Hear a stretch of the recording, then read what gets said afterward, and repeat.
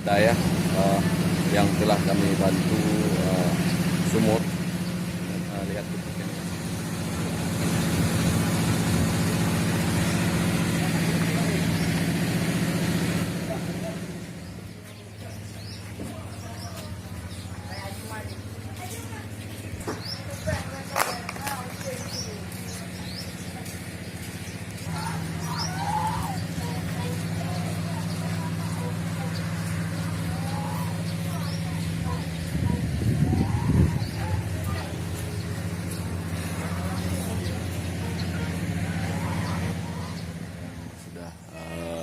Sempurna kami bantu untuk daya Baitul Muda